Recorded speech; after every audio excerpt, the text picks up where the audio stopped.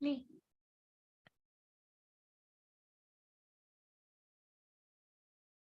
Hi everyone, we just want to inform you that we are now live on YouTube. Again, kindly share this live with your friends and colleagues. Once again, this is Alpha TV, making you hashtag significantly better.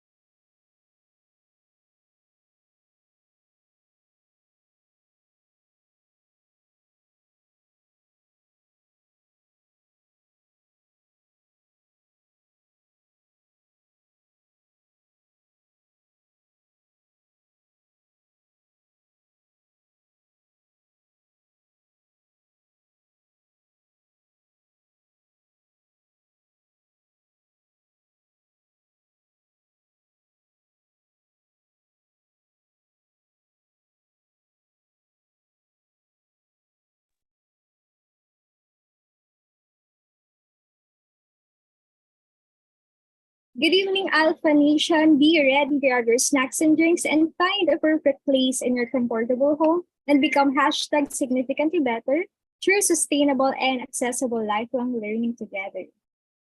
So today's event is made possible with the help of our supportive and generous partners.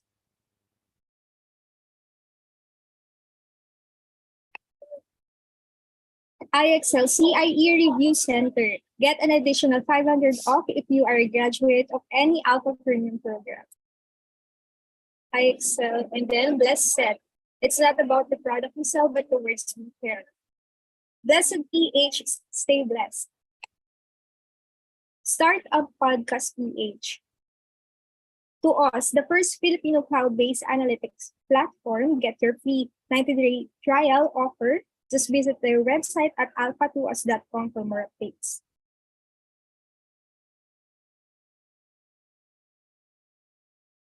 All right. Good evening, Alpha Nation, and good evening to our team YouTube and team Zoom.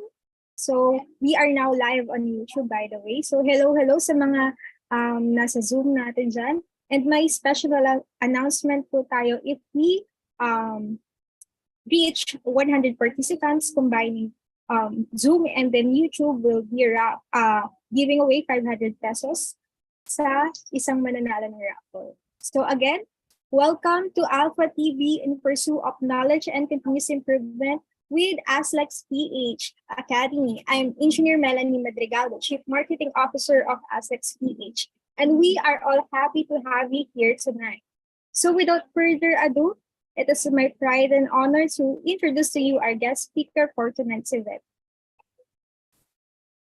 So he is a graduate of Masters of Arts major in Psychology at University of Santo Tomas. He earned a Master's Business Administration degree at UPEL University. He is a certified Yellow Lean Six Sigma Belter. He is a certified project officer. He is currently an administrative services officer at the Development Bank of the Philippines. He is responsible in assisting in project management cycle, conducts research and analyzes data or information relative to the implementation of compliance to HR, policies of the bank and other regulatory bodies. He is responsible in maintaining and monitoring an information system. He was awarded also as the best government practices recognition from year 2022. He earned the Youth Award in their barangay from year 2022. So please, everyone, help me welcome our guest for tonight for the topic Adopting Kaizen Culture via Efficient Process Flow. So, ayan. Good evening, Engineer Eric Jason Roque M. Estrada. Ayan. Hi, sir. The floor is yours na po.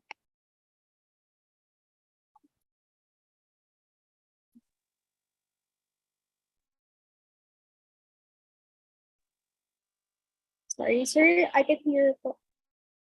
Hello?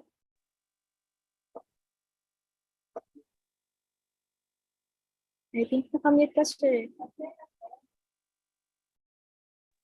Hello. Ayan. Good evening. Ayan. And ma'am, ano lang, correction lang po, no. I'm not an engineer po. Baka kasi misconceive nila, ma'am. Although I'm fascinated by the way industrial engineering works. So kaya ako nag-take ng certifications kasi the concepts of industrial psychology really, industrial engineering fascinates me. So yun. So sa lahat ng viewers, good evening.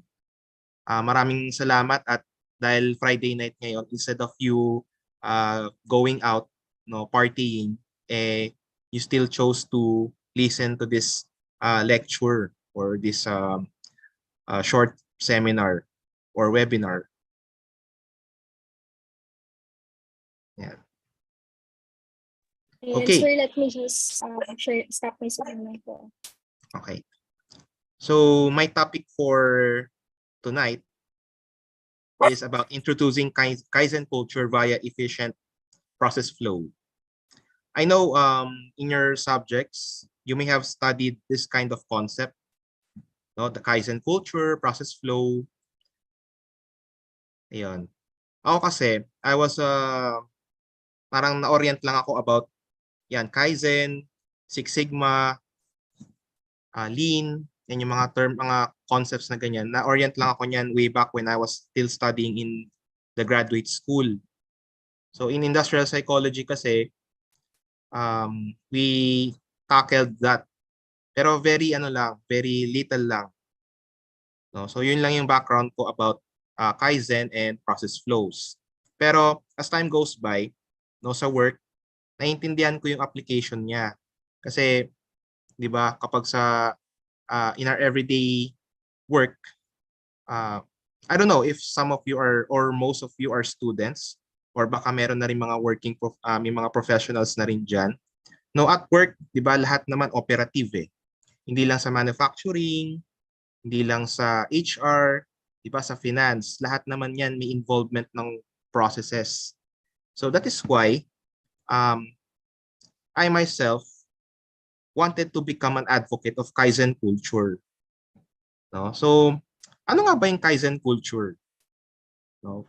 Okay, next slide. Ayan. So let's talk about Kaizen. So Kaizen, obviously it's a Japanese word. Actually ano yan eh, dalawang words yan na pinagsama. So it's the Kai and the Zen. So Kai meaning change and Zen meaning good. So in English, if we translate it, it's good change. Which makes sense because not all changes are good. Diba? Merong bad. Diba? Pag nagbabago tayo, pag nagde-develop tayo, hindi lahat ay positive. Meron ding negative. So when we talk about Kaizen, it's all about changing for the good or for betterment. And according to Investopedia, Kaizen is a Japanese term meaning change for the better or continuous improvement. That's what I have mentioned. It is a Japanese philosophy that concerns with the processes that continuously improve operation that involve all employees. Okay, so that's how you are going to establish a Kaizen culture, meaning you continuously improve, and not only that, when you improve, you involve all the personnel in your organization. Okay, the employees, the boss, the officers, all of those people, because sila kasi yung may involvement sa operation ng organization. So lahat may roles to play, lahat ay may um, functions, lahat ay may mandate to implement policies. So lahat ng yan importante, kaya dapat when you imply or when you implement improvements, you have to involve everybody. Okay? So next slide po.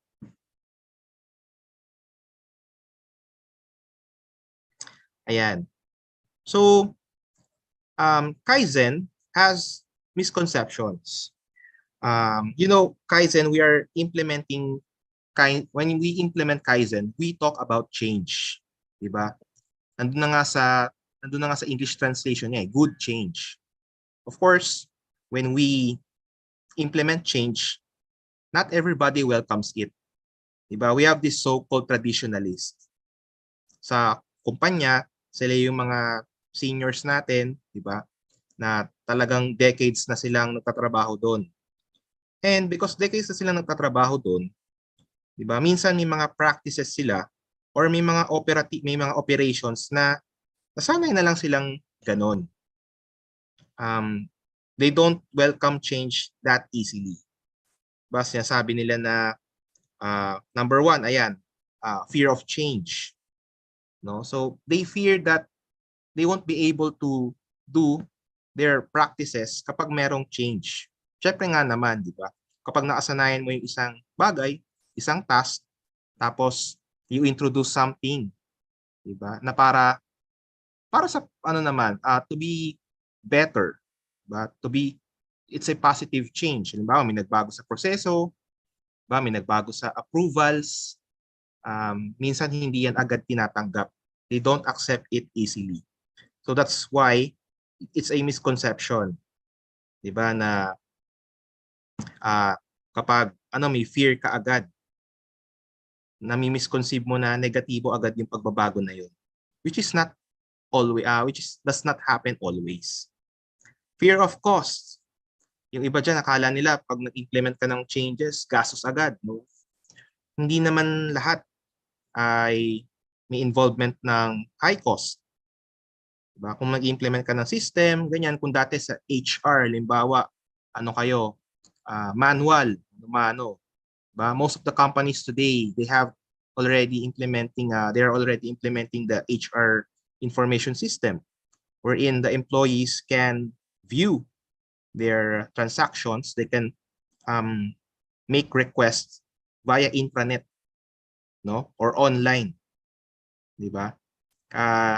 Dati uso pa yung sa payroll, di ba? Yung piniprint pa, di ba? Payslip pala, yan. Tapos pinapa-receive yan all over the department, sa buong building pinapa-receive yan, di ba? Ngayon hindi na. With a simple click, you can already view your payslip. Diba? And it's one way of good change. It's one way of an improvement kasi number one, paper di ba, nakabawas ka sa papel. You have lessened your trash kasi it's already online. It's up to you if you have to print, pero at least nakabawas siya sa possible na kalat. Diba? And then lastly, fear of uncertainties. Kapag may mga changes tayo, hindi natin alam kung saan tayo magda-direct.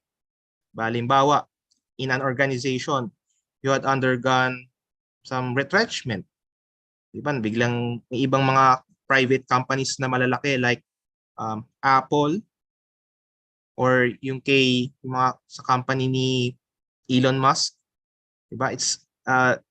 He has large companies pero surprisingly may mga nagre-retrench, di ba? May mga people lose their jobs. And it's because of the changes that were being made by the management. Di ba? Minsan kasi technology is a major contributor for those kinds of negative changes. We have this, I have read this article na some restaurants, hindi lang ako particular kung saang bansa, pero syempre hindi sa Pilipinas. Pero there is a threat na yung mga diners, di ba, kung pupunta kayo ng, kung mapapansin nyo sa US, ganyan, di ba may mga, ano sila, may mga waiters, waitresses, ni-explore nila na magkaroon na ng mga robotics na sila na yung magti-take ng order mo, sila na rin yung mag-deliver, diba? So, it's a good change. Yeah, it's a better improvement. Pero may negative impact siya, diba? So, ganung mga klaseng scenario yung nagko-cause ng misconceptions about Kaizen. Ayun. Next slide po.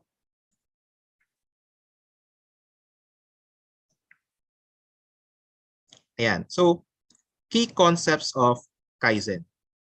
So, number one, ito, mga ano to, actually mga gem of thoughts, mga gems of thought about Kaizen na yung kapupulutan natin ng mga valuable lesson. Okay. So, number one, sabi dito, doing something, no matter how little the impact might be, is always better than not doing anything at all. No? There are people who think that kahit konting lang gawin mo, parang wala siyang major impact. Pero mas maganda kasi na kahit paano, you are bringing change, positive change. Kahit maliit pa yan, kahit maliit lang ang contribution yan, importante meron. No, that's the concept of Kaizen eh. Basta meron kang maidulot na change na maganda, kahit maliit lang yon, tapos araw-araw mo siyang ginagawa, then every day you strive to improve. That's a very good idea. No, kasi stagnant ka. Diba? Halimbawa, ikaw sa work mo, kung dati 30 minutes kang late, tapos naging 15 na lang, diba? Although late pa rin 'yon. Pero still, there's a striving activity to be better. Pero syempre, dapat mas taasan mo pa yung mo doon, yung level of aspiration. No, wag ka nang malate. Diba? Yun dapat. Pero still, that's counted as an improvement. O kung dati kang 30 minutes kang nagre-release ng papel or nag-i-issue ng papel, di ba? Sa mga, halimbawa, sabihin natin sa mga LGU, ba, sa City Hall, kung ang processing ng isang request, di ba? Kung yan ay dating 10 minutes, tapos naging 2 minutes na lang, di ba? Mas maganda. Di ba? And you don't need to be perfect agad-agad. Kasi hindi naman na-achieve ang isang accomplishment or improvement overnight. So sometimes it takes days, weeks, months, years. No, depende kung ano yung aspiration mo or depende kung anong task or goal yung gusto mong ma-achieve. And then second concept, hindi lahat is tao ang problem, no? Halimbawa kapag meron tayong mga lapses sa systems, 'di ba? Hindi naman laging tao ang may problema, but we have to look at the process. For example, ayan, sa airport, NAIA, 'di ba? We hear every day na laging may mga customer complaints, 'di ba? Laging merong aberya. Pwedeng sa electrical system nila, pwede sa mga delayed na flights, 'di ba? If you are adopting a Kaizen culture sa organization, you do not need to look only to the people, yung mga people involved, no? You look also to the process, to the system. Bakit ganon? Ano yung root cause ng ganong problema? Baka naman kasi may isang proseso doon na masyadong matagal, merong isang proseso na pag-maintain na masyadong maraming involvement na steps, masyadong bureaucratic, and you need to fix that. Pati mga turnaround time, di ba? Baka kailangan mo ring i-check, baka kailangan na rin i-reevaluate, di ba? And third, to achieve continuous process improvement, everyone must participate.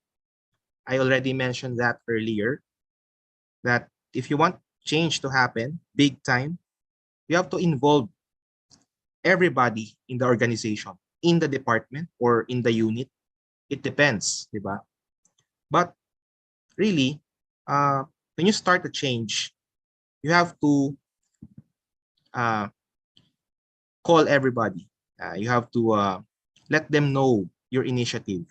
You communicate your aspiration.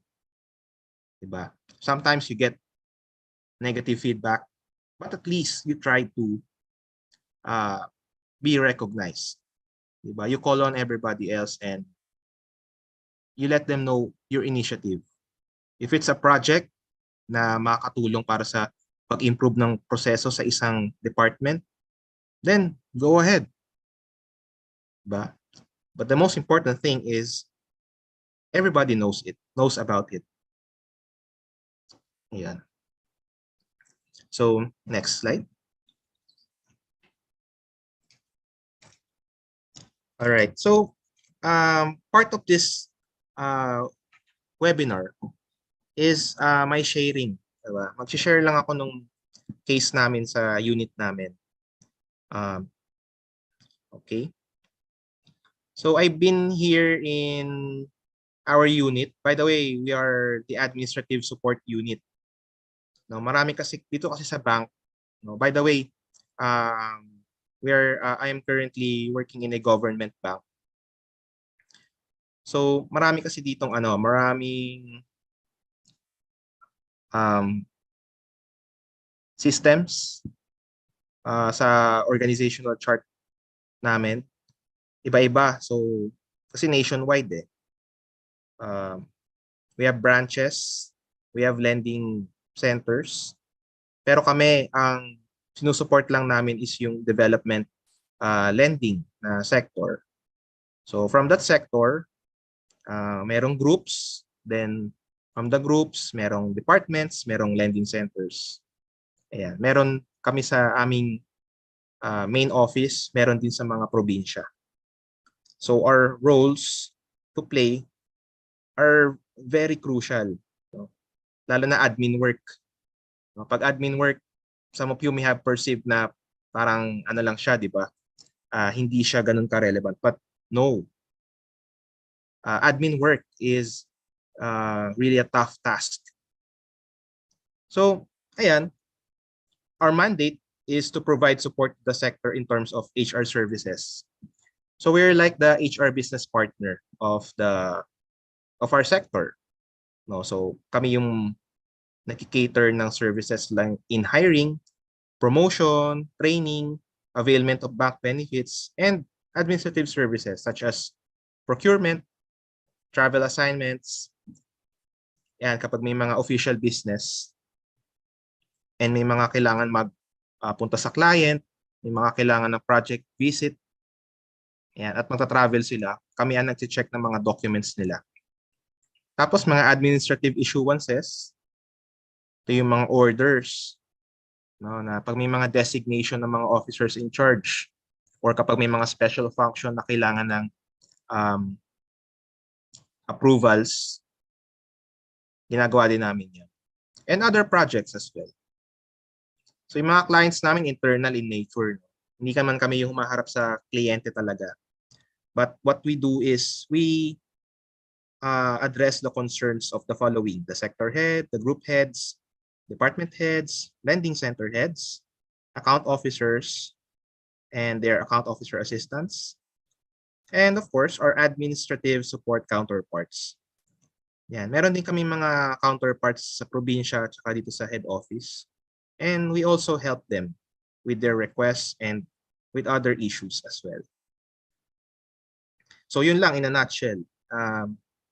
Ganun ng role namin. Basic lang to pero actually marami talaga kaming ginagawa. Yun. So proceed tayo sa next slide. Okay. Just to give you a background, ito kasing bank namin, which is a government bank, we underwent a reorganization. No? So sabi ko kanina, change. Diba? So when a company or when an organization undergoes reorganization, syempre expected mo na there is change. Diba? May pagbabago sa structure, may pagbabago sa pag-a-assign ng tao. Yan. And part of that change, actually it was a really big change kasi maraming mga tao na reassign, may mga napunta sa probinsya, may mga napunta sa head office dito sa Makati. Ayan. So physically, talagang merong pagbabago. And of course, part of the change were overwhelming issues. Ayan. So meron akong 4 na kinlassify na naging issue namin nung kakasimula pa lang nung reorganization sa sector namin. Okay, number 1. Yan, yung mga nagre-request na personnel or yung mga internal naming clients, nababypass nila yung mga approving authorities. Diba, may mga request sila na HR related, yan, sa hiring, promotion, training. Nagugulat na lang kami na hindi siya dumadaan doon sa tamang nag-approve. No, dumidiretso sila doon sa kung ano mang department na concerned. Diba? Na syempre dapat dumaan sa amin kasi we are the ones reviewing their documents and we are the ones evaluating and assessing if their documents are complete and correct. Tapos ito, inappropriate use of grammatical construction. It's a big deal, no? Because syempre yung mga documents namin dito dapat grammatically appropriate. No? May mga napansin kami before na yun nga, hindi sila grammatically coherent. Parang may mga kulang or may mga inconsistent sa kanilang mga pag-construct ng statements. Yan, mga memo. Diba? Pagka papasok naman sa isip ninyo yung opisina, di naman nawawala yung memo. No? So, yung memo, lagi namin yang chine-check. Tinitingnan namin kung grammatically appropriate ba siya. Kung tama ba yung mga ina-address, kung tama ba yung mga items na nakalagay. Yan. Tapos yung late endorsements of request. Slow turnaround time. Malaking problema yan sa amin nung that time. Kasi syempre, may mga nawawalang papers, diba, along the way, endorsements. Diba? Isa yan sa mga naging problem namin. Tapos, unfamiliarity with organizational policies. Of course, as a government bank, or kahit hindi naman government, even in private banks, even in private organizations, you have your policies, you have your codes, diba? Meron kayong mga parang handbook, diba? And it is everyone's responsibility to know everything that is written on that manual or policy, diba? And napansin namin when we underwent that reorganization, marami pa rin hindi nakakaalam dun sa mga policies ng bank. So, how did we address these kinds of issues? Next slide, please.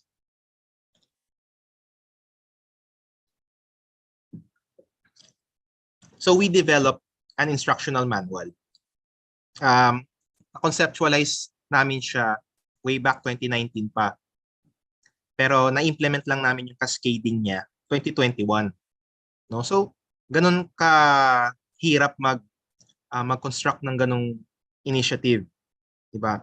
So, instructional manual, basically it's like an owner's manual eh.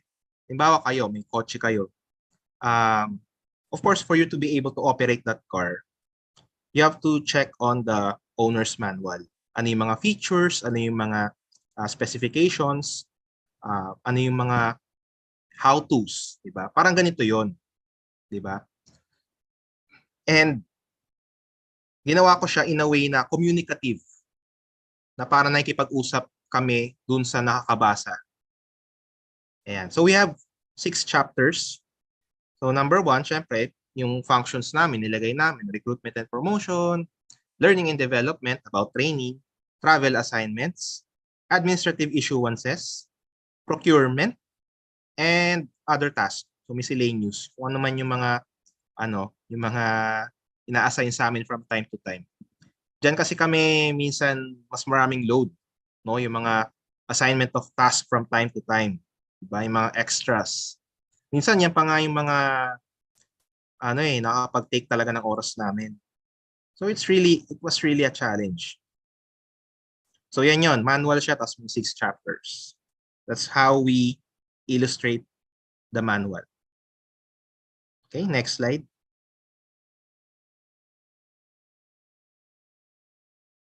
Ayan. So, ano yung nilalaman ng manual? So, 6 chapters siya.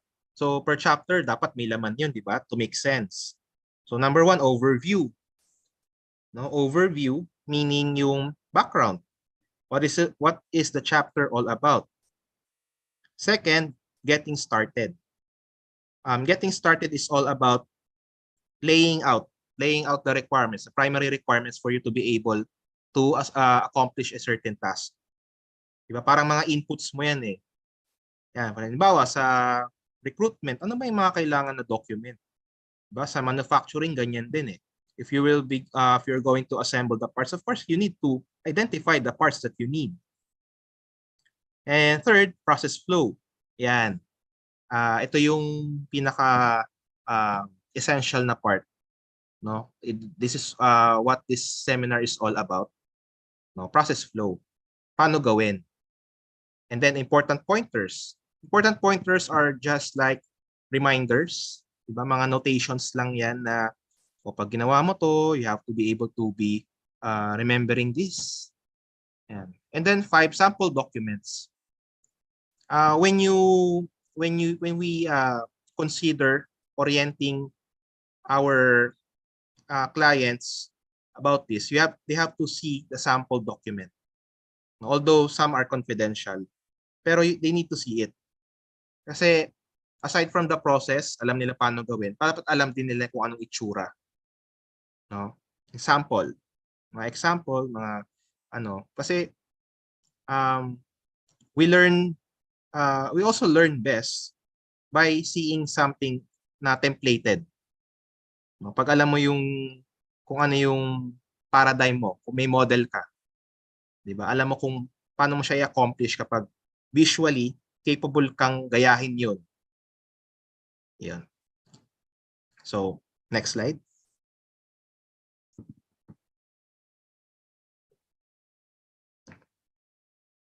Ayan. So, elements of process flow. Ayan. Paano ba tayo gagawa ng process flow? Actually, this is more of an admin type. I don't know if sa IE or sa mga subjects nyo, meron kayong mga mas specialized pa na type ng process flow. Pero ito kasi, pinapakita ko lang based on our case. No? Based on the inputs that we have gathered when we are doing the project na instructional manual. So, ito, we have 5 elements. So number 1, when you create a process flow, dapat merong people. Diba? The people are the doers and the one receiving the service. Diba? Importante yan kasi sino yung gagawa ng ganito, sino yung gagawa ng ganyan. And of course, the action. When we talk about process flow, dapat may verb ka dyan. Diba? Verb is an action word, so dapat hindi kompleto ang process flow kapag walang action. Diba? Paano ka magiging mobile or magiging immobile ka kapag wala kang ginawang action sa process flow. And then the document. No? Ano ba yung pinoproseso? Ano ba yung ini-endorse? Ano ba yung dapat aprubahan? No? What type of document is that? No? So dapat hindi nawawala yan. And of course, the time element. The time element is also your TAT. turnaround time. Gaano mo katagal gagawin yan? Or gaano katagal yung isang dokumento para maaprubahan nung pinagpasahan mo nung papel na yun? Diba? Halimbawa, yan, yung mga travel assignment orders namin. Before it undergoes approval, dadaan pa yan sa mga unit heads, department heads, para mag-initial sila doon. They will review it, they will affix their initials. Yan. So, gaano katagal yun? You have to know that. And then, decision. In any process, merong yes, no. Hindi naman lahat direct eh. That it start, then diretso sa end. Diba? May mga dadaanan kang kailangan mo mag-decide. O what if yung paper mo or yung request mo hindi tama? Diba? May correction. So, of course, is it correct? No. So, if it's no, then you go back to step 1, step 2, then you repeat the process all over again. If it's yes, then you proceed. So, those are that element is also essential when you create a process flow. Okay, next slide.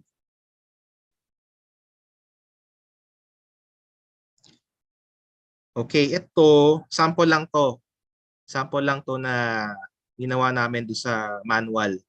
No? So I just, kumuha lang ako ng snippet ng process flow. So as you can see, na-discuss natin kanina, di ba, may elements. Alright. So may start, may end. Tapos, nilagay ko na yung TAT niya. So the whole process is 1 to 2 days dapat ma-accomplish yan. So that's your turnaround time. Diba? 1 to 2 days. Actually, pwede nyo namang ilagay yung turnaround time. Kasi ito kasi ano lang to, maliit na process. This is a short process only. Pero for some, if you were going to design your own process map or process flow, pwede kayo maglagay ng TAT in between. No? Depende kasi sa task yan eh. Diba? If it requires longer duration, then definitely you have to put up turnaround time in between the tasks. So ito, pakita ko lang, illustrate ko lang. Halimbawa ito, so nag-start na. The requesting unit drafts the admin issue once. No, ang term sa amin yan, group or sector order. Then sends it to the LSD admin, kami yon, for review. Okay, nakita nyo, merong involvement ng people eh. Diba? The requesting unit. Although, ano siya, grupo siya, pero ano bang meron doon? Siyempre tao. Siyempre yung nagre-request. Individuals. Tapos, drafts. Merong verb. So, may action. And then, meron dito, after nun, the DLSD admin unit reviews the contents of the document. So, ayan. Tapos, may decision. Diba? Are there any corrections? Yan yung sinasabi ko kanina. If yes, then our unit returns the document to the requesting unit for revision. Diba? If, ayan, the requesting unit sends the revised document to our unit, then repeat the process all over again hanggang sa umokay na siya. If there are no corrections, ayan, may direction siya, none. So kami, mag-endorse na kami ng document dun sa mga mag-approve. And once approved, i-endorse namin siya dun sa Office of the Corporate Secretary na magna-number code to make it official, to make it a public document. Sorry, not a public document, but an open document for the bank. No, ibig sabihin, it can be accessed by anyone. No, it's already an official document of the bank. And then after that, balik sa amin, we will disseminate the said order for information purposes. And then we'll keep it on record. And that's it. So all of those tasks involved, turnaround time niya is dapat 1 to 2 days. Yan. So let's go to another example. Ito naman, 3 to 5 days. This is a hiring process.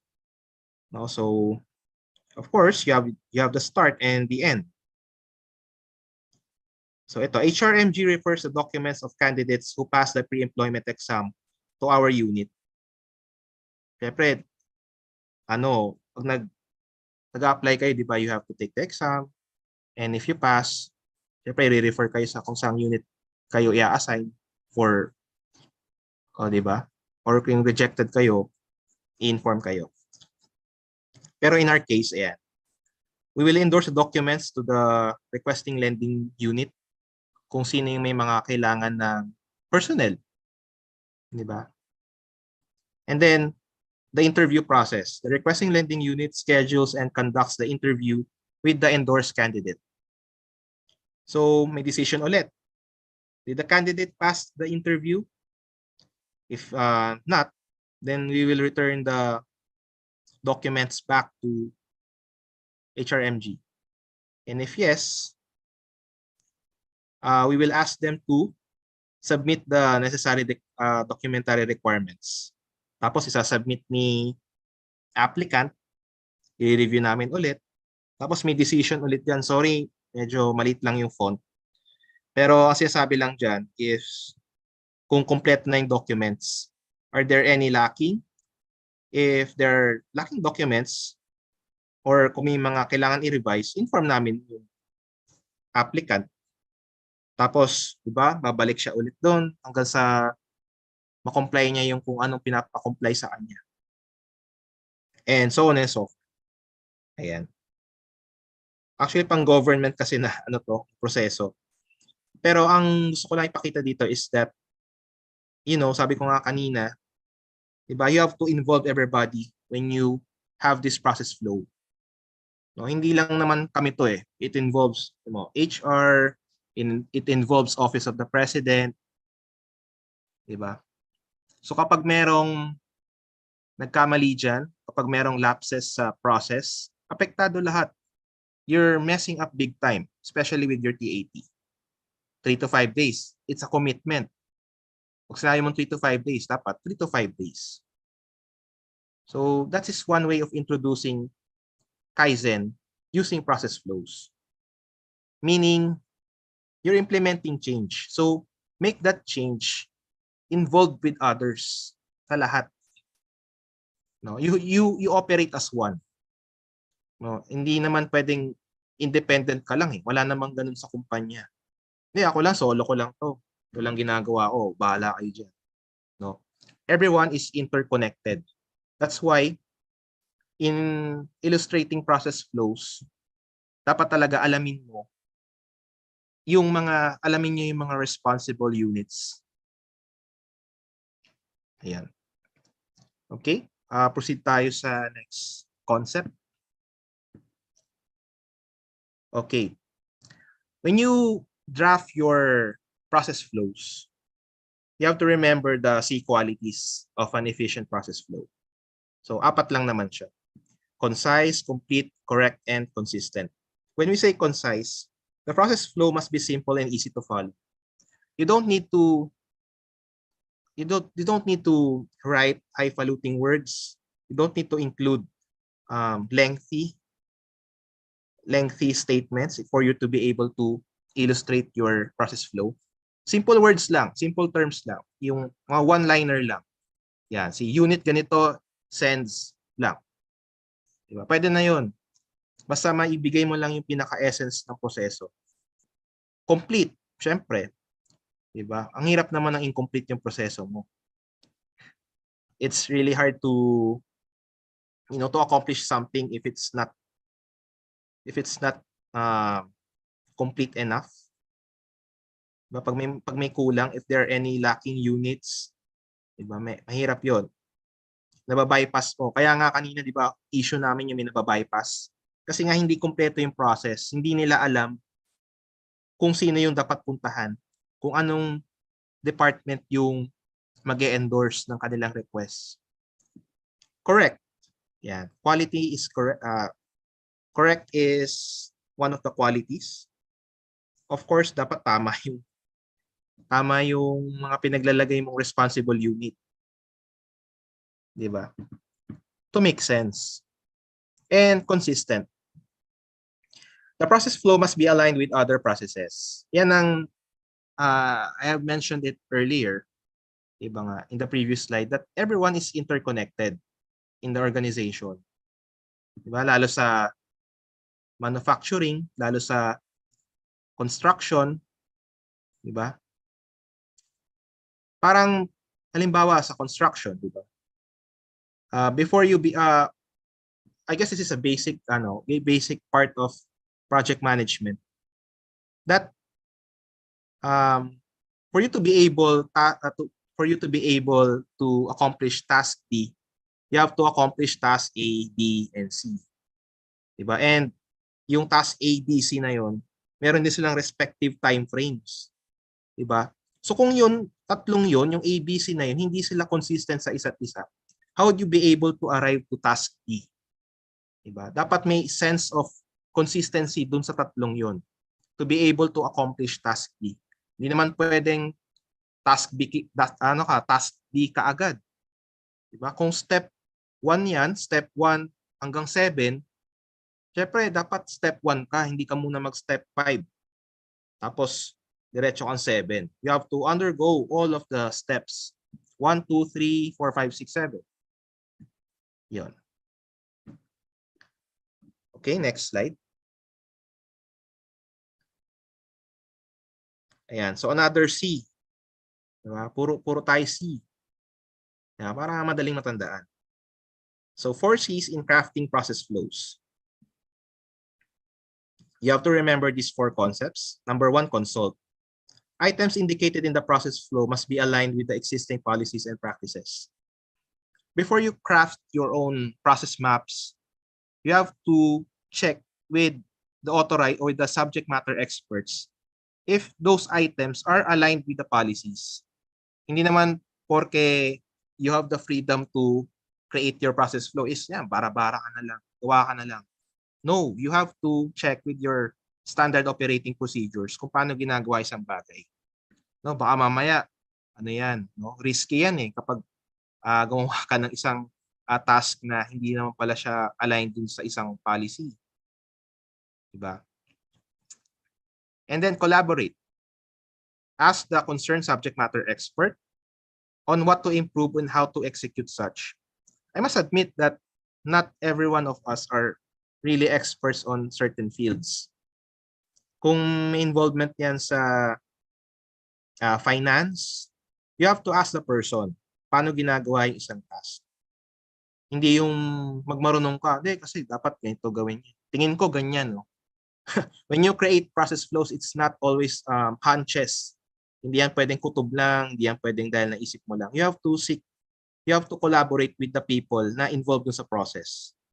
No, like us, when we crafted our instructional manual, we ensured that we consulted the right persons. And dapat in sync kami. Magde-decide kami on this part, dapat ba kayo na yan? Dapat ba kami na yan? Yan. So that's one way of effective collaboration. And then the third C, confirmation.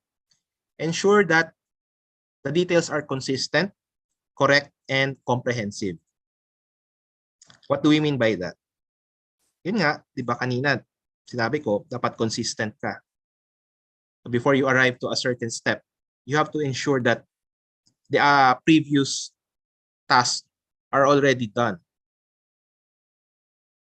And dapat correct and comprehensive. Meaning, kapag comprehensive, covered lahat. Lahat ng participating units, lahat ng participating people, individuals, dapat alam nila na ganun pala ang gagawin nila. Kasi magugulat ka na lang, bakit pinasa sa akin tong document na to? Bakit pinasa sa akin tong ganitong klaseng material? Gagawin ko dito. Diba? And lastly, communicate. When you introduce something, you have to make it known. Diba? I mentioned earlier that you have to make them, you have to make your idea be recognized, so that you can get feedback. be it positive or negative. At least you let them know. And then that's where the collaboration again begins. Sabihin ng isang party, ay hindi, pwede bang ganito? Can we suggest something like this? Can we enhance this part? Yan. Can we make it, kung 5 days yan at TAT, can we make it 3 na lang? Diba? Kasi meron pa kami i-accommodate na ganito. Ayan. So, at least, by that initiative, you are unveiling. You are unveiling the ideas of others too. Tapos, from one idea to another, you put it together, yan. You can create your own, what you call this, parang result. Yan. And that result is an essential part of the process flow. Okay, next slide.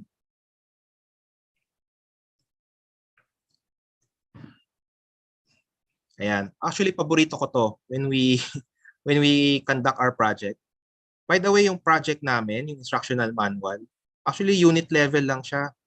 Hindi naman siya pa na i-apply bank-wide. No, pero official entry namin siya sa sa Development Academy of the Philippines. Yung meron kasi silang parang competition na government best practices recognition. So, I'm proud to say that we are the sole entry of our bank sa competition na yon. And endorsed naman siya ng aming president nung time na yon. And ayan, continuous improvement is better than delayed perfection by Mark Twain. Ayun. Ang simple lang niyang one-liner, pero it hits me hard. No, continuous improvement it's KAIZEN. Diba? Sa KAIZEN kasi, it's not always perfection. Basta mag-effort ka lang mag-improve. May idea ka lang na tingin mo makakapagpagaan sa proseso, makakapagpagaan ng trabaho. That's it. Yun na yun. Mas maganda yun kaysa yung nag-aantay ka na maging perfect ang isang task. Diba? Kasi nga, well, in reality, perfection never really happens agad-agad. So you have to improve little by little for you to be able to accomplish a task. I must admit that in our unit, I commit lots of mistakes.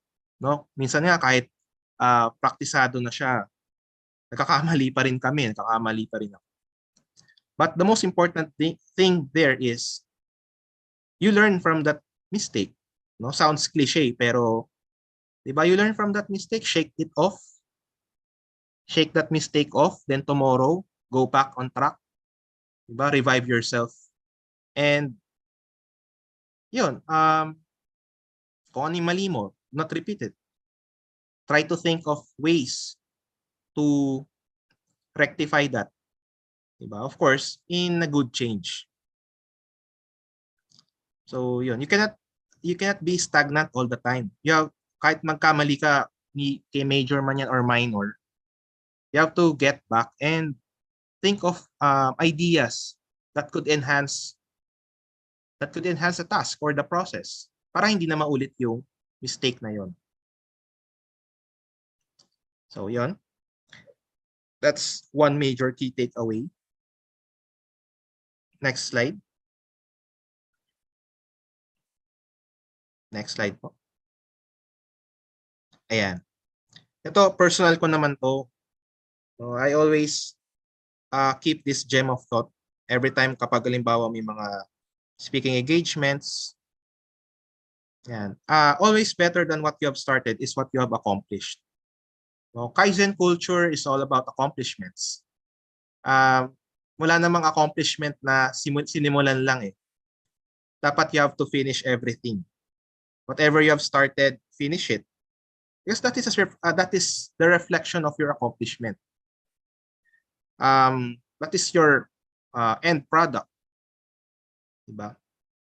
When you, halimbawa sa car, diba? When you manufacture a car, you have the parts, you have the wheels, you have the engines. Pero yung ba talaga ang car? Diba? Hiwa-hiwalay siya. So you have to start somewhere. to be able to put it up to make it a more useful material. But after all, when we work, when we accomplish our task, dapat may usefulness, dapat may impact. Ano ba yung impact ng ginawa mo? Diba, nagpapirma ka lang naman, pero hindi. May impact siya. May effect siya. So meaning, you have finished it and you can be proud of yourself na nagawa mo yun. Because may effort eh. Diba? Nagsinimulan mo, tinapos mo, pinilit mo despite the hurdles, diba? Through the process. So, yun. Yun lang naman ang major key takeaway for this short webinar. And thank you for listening and participating. I now give the floor to Miss Melanie.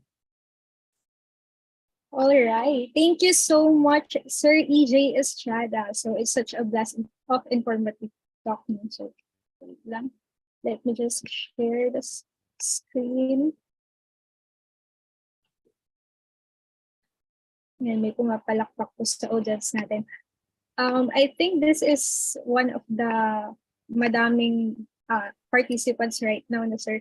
So, ayan. Thank you. I believe, sir, our audience or participants have questions in their mind regarding this very good topic about adopting Kaizen culture via efficient process flow. So, yeah.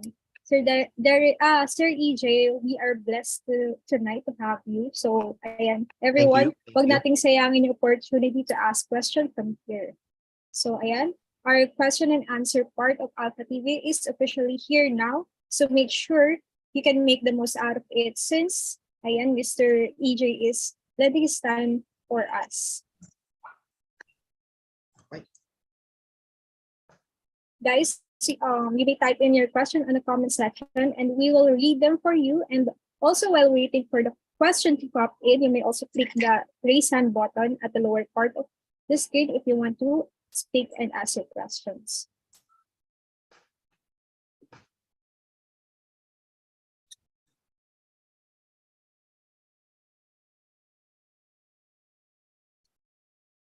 And guys, don't be shy, everyone.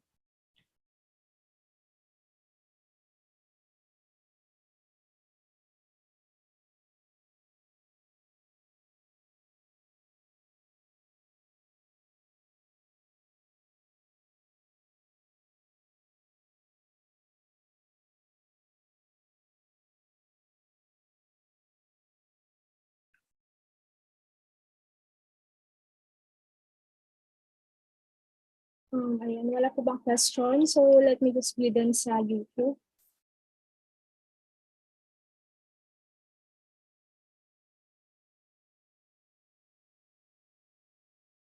There's no question then on YouTube.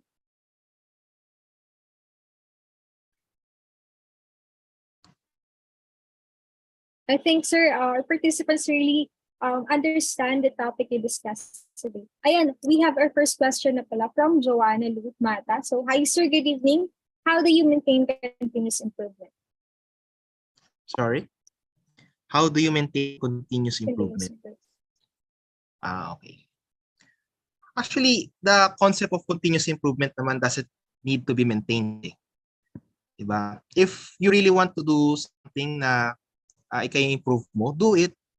Diba? It doesn't have to be, actually, ano ba to? In the perspective of work, no? Kung may gusto kang i-improve, you just don't maintain it. You strive for the better. Yun nga, sabi ko kanina, if you are pumapasok ka sa office mo late 30 minutes, tas naging 15 minutes, edi next time, sana huwag ka na malate. Diba? Enough ba yun na 15 minutes ka lang na late, pero late ka pa rin. Diba? Or, yun nga, kapag meron kang isang ginawang bagay, tapos hindi siya umabot sa turnaround time mo, gusto mo may magbago, may positivity. So, you have to strive for the better. Huwag mo lang i-maintain.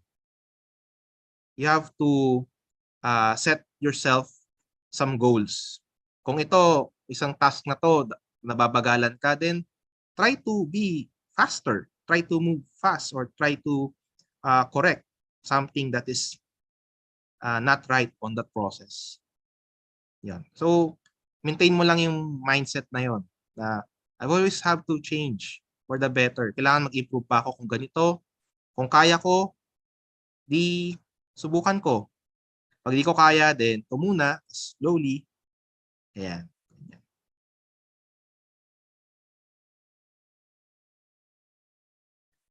Yun lang. I hope I All answered your... right. Thank you, Sir EJ, for this for that very smooth answer. No? So we have another question from Jeremy Arias. Hi, good evening po. My question is, what kind of methods or system that we can use in process improvement or KAIZEN in terms of production? Okay.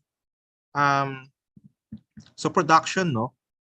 Oh, medyo ano nga yan, the field is very tawag dito, masyadong, alam ko parang hectic eh, di ba? Syempre production. Sa production, ano yan, parang non-stop. Dapat lagi kang on the go. No, walang pahipahinga, no? Basta ma-accomplish mo yung task. Pero you are asking about the methods or system for process improvement. Actually, sa concept naman ng Kaizen, even in Lean Six Sigma, marami tayong tools na ginagamit for us to be able to improve the process. No, yung kanina pinakita ko, flowchart, part lang yun eh. So style lang namin yun. So it's still up to you kung ano yung komportable kayong method or tool na gamitin. Meron tayong Ishikawa diagram. Yan, when you identify the problems. No, meron din tayong mga brainstorming techniques. You meet with your teammates. Pag-usapan nyo ano yung issue na napapansin nila. That is one way of getting inputs for process improvement. Yan. So, pwede rin namang yung dashboard technique. Diba? Kung meron kayong whiteboard dyan, inaisip kayong idea, sulat nyo. No? Tapos, may mga ganun eh. May mga ganung klaseng methods na pwede nyo i-adapt or pwede rin kayong mag-improvise ng sarili nyo. As long as it leads to the improvement of something, pwedeng-pwede yan. Yeah. Ayan, thank you so much, Sir EJ. So we have another question. Ayan, ang dami po nating question right now. But from Ayen, so sabi niya, what are the challenges for Kaizen? Challenges. Kanina nabanggit ko siya. Yun nga, yung fear of change, di ba? Marami sa atin sa office, sa company, they resist change. Kasi may mga practices sila na nagawa na, tawag dito, nakasanayan na. Ba, sasabihin nila sa iyo na, dati naman walang ganyan, kaya naman namin, pero bakit ngayon may mga pagbabago. No, so yun yung mga challenge na medyo hurdle siya. Hindi pala medyo, major hurdle talaga siya sa pag-implement ng Kaizen culture. Kasi talagang if you are seriously adapting to change and you want it to be implemented strongly, yun yung dapat mong harapin, yung mga ganong mindset. No, really, that kind of mindset is really a challenge. Yan. All right, another question. Can we apply 5S and Kaizen culture? Sure. Actually, 5S, rin yan eh. Although it's a different concept, pero it's one of the tools for change and productivity.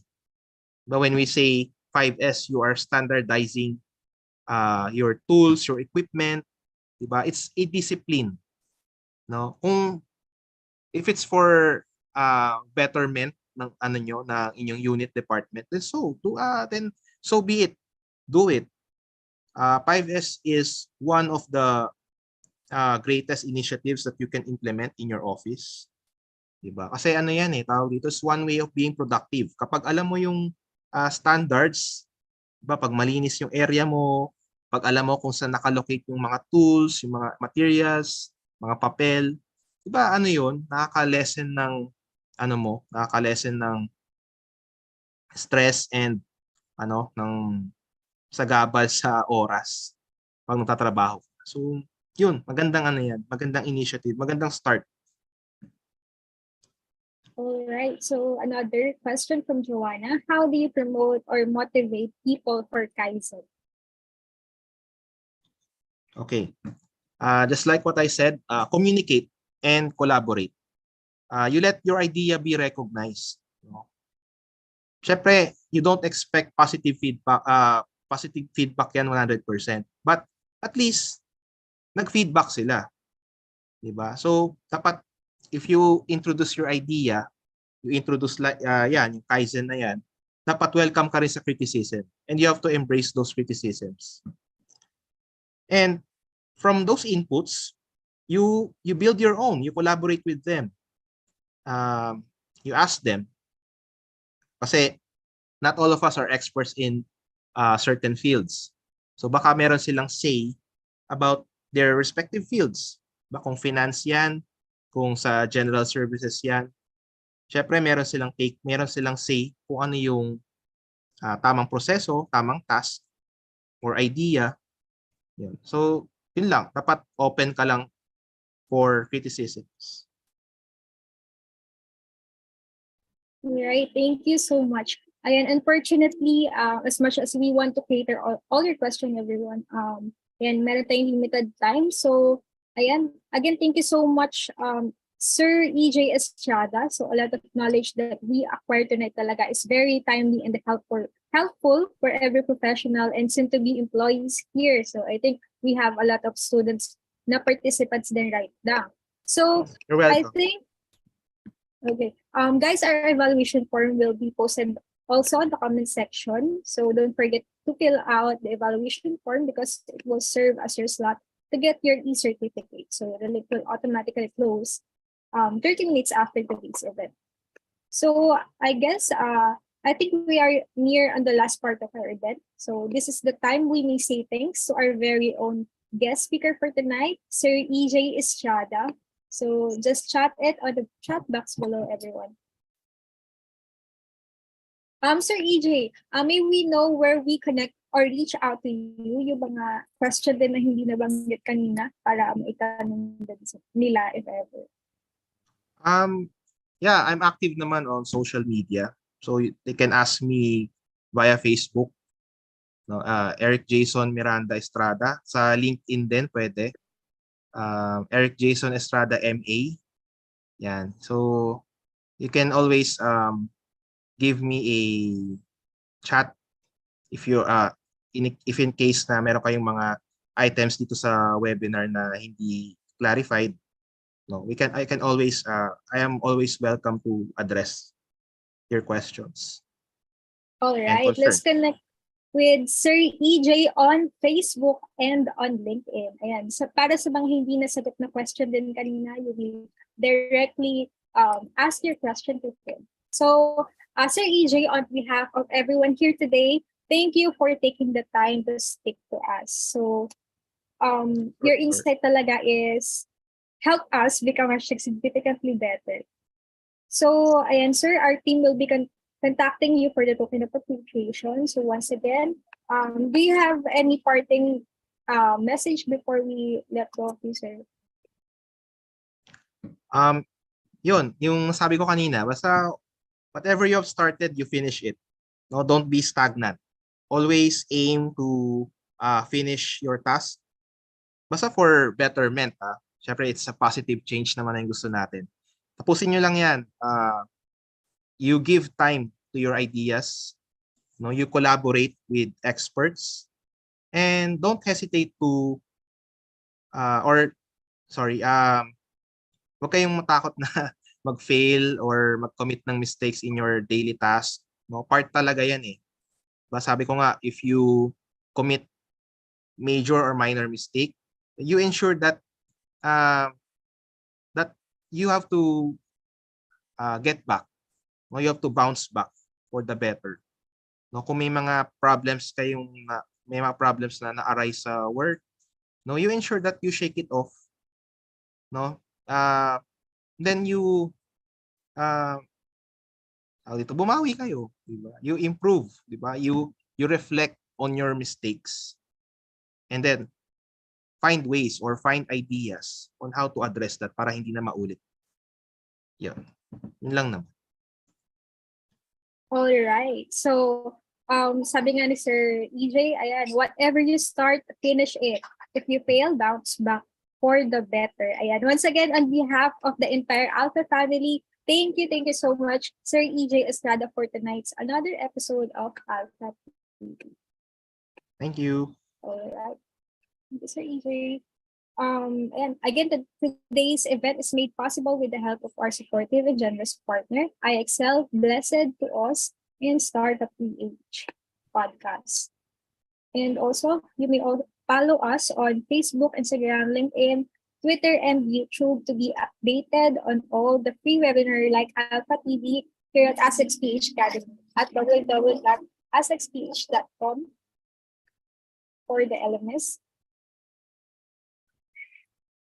And another way, guys, you can effectively learn and be #significantly better with us is by enrolling now on our online courses and self-paced programs. So we have our yellow belt.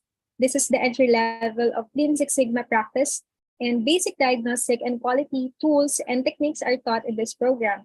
You may join the next program on June 23, 24, 30, and July 1, 10 a.m. to 3 p.m. So we have also the self-paced program for yellow belt. You can finish it anytime, anywhere you want. And for the green belt, the role of green belt is highly focused on problem solving, process analysis, and project management. So, ayan, we have our running schedule for green belt right now, and we also have the self-paced program. And of course, the Black Belt Lean Six Sigma certification program happening this June 3 until July 16. And of course, the Project Management Fundamental Certification. This is an online course designed to help you adopt a strategic mindset and grow confidence in making project decisions in an increasing volatile and uncertain world. You may join the next run on June 23, 2022. And then KAIZEN, and of course, the self-paced program that we offer. And of course, we have our promo. If you join five packs, you will pay only for 4 person.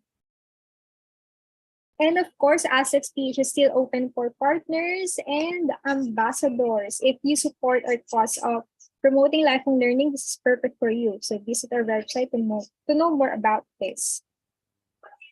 Ayan. Visit asxph.com/courses. And also, we have this ASXPH alumni group. So you may just scan the QR code there. And ito na ang inintay na lahat. Andito na po ang ating evaluation form. So let me just paste it on the comment section and on the chat box.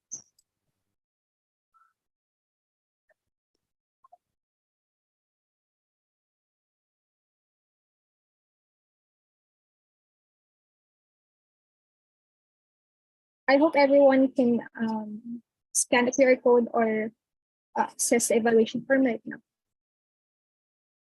All right, everyone, that would be all for this event. We hate to say goodbye, everyone, but in every beginning, there is always an end, but don't be sad. We hope to see you again next Friday for another Alpha TV session. So follow us on our social media account to be updated to all our free courses like Alpha TV. Once again, this is Alpha TV making you #significantly better. Stay safe, everyone, and good night.